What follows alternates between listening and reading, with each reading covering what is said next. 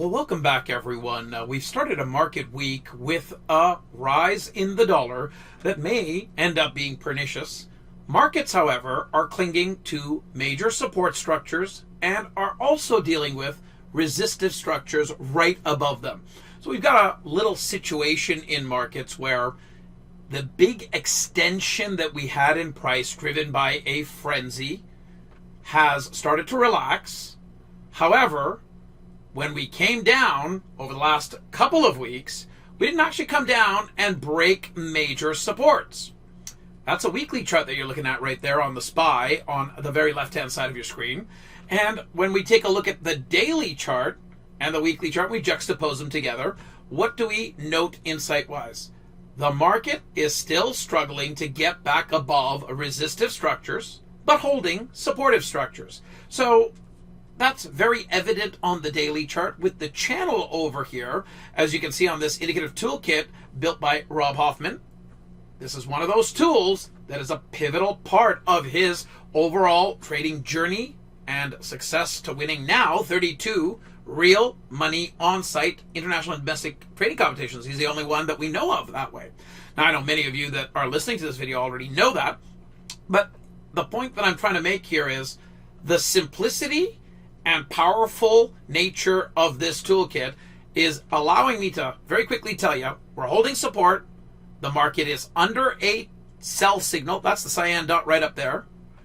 It's got some defined targets on the way down. That green is a target 1. The dashed over there is a midline, and then there is a target 2. However, we're still in an uptrending market overall, losing a little bit of support, as you can see on the weekly chart, with price action being below the fast speed line. And of course, the fast speed line, which is the blue line, being below the slow speed line or the magenta line.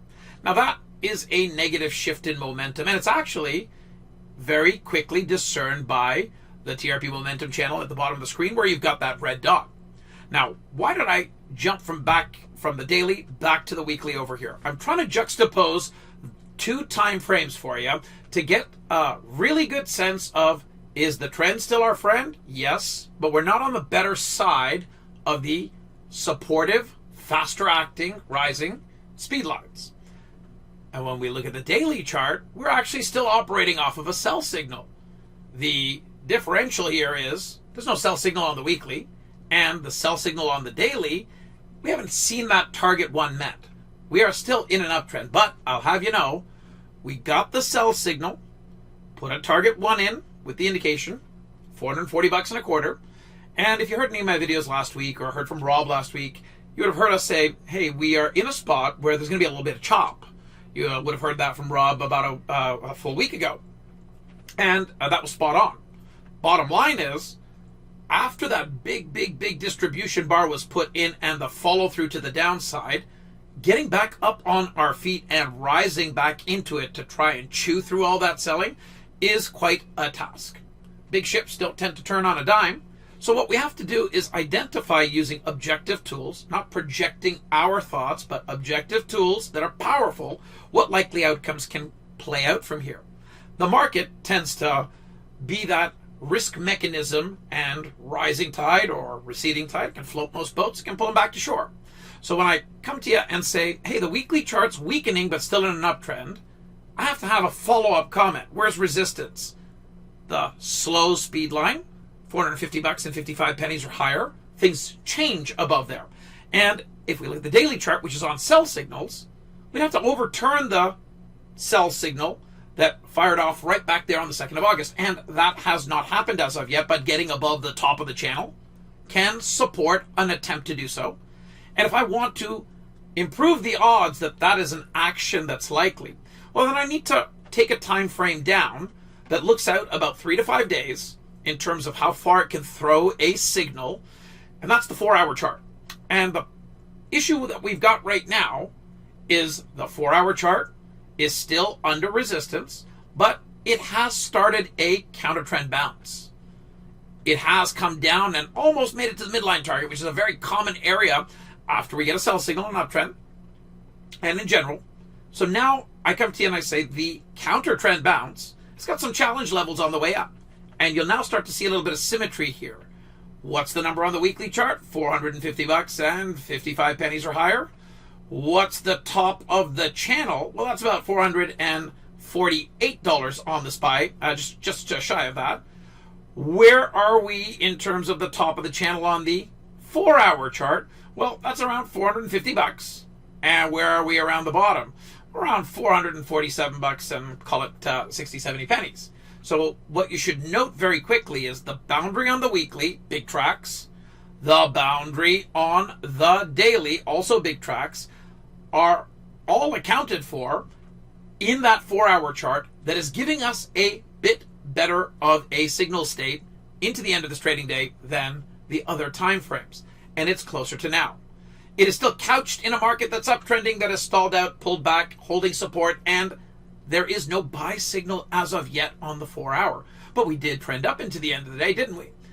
The level that we would need to get above in markets tomorrow, ideally in the morning, would be the middle of the channel or higher to let folks know that there is enough buying in the background or forefront to continue to push on and start rising, overturning the sell signal, which we've already, for all intents and purposes, hit our target. Now it's time to see if the buyers are strong enough to get us back up and reissue a buy signal and get back to the business of the market, trying to get back up to highs. I'm not going to hold my breath for that, but I am going to tell you that in order to get into a bullish or bearish type trade, this toolkit is instrumental at a market level and all the way down to an individual security. And of course, I use its scanner as well. And I use it on other asset classes like the dollar, which is in a spot right now that has been signaled up, and that is a problem for equity. So I am very interested in sharing with you how I look across asset classes, how I use this toolkit across individual time frames, multiple time frames, and I'm also very interested in sharing with you how easy it becomes and a very easy process to identify individual securities for both day trading and swing trading, opportunities, and using the scanner on a toolkit like this. Simplicity is powerful, and I hope to be able to share that with you this Wednesday. On this Wednesday at 10 a.m. Eastern Time, I'm going to be doing a class. Straightforward, straight talk strategies on day and swing trading timeframes to identify individual opportunities at a higher probability, evaluate them with the tools like you just saw on screen, and then develop an execution plan. I hope to have a pragmatic educational session that gives you perspective on how I'm approaching the market and how I use powerful tools to help me make better decision markets each day. Thank you for watching, folks. See you at the session on Wednesday. It starts at 10 a.m. Eastern Time, 7 a.m. Pacific, and it is this Wednesday. Very much so looking forward to seeing you. I hope you enjoyed the video. Have a wonderful rest of your day.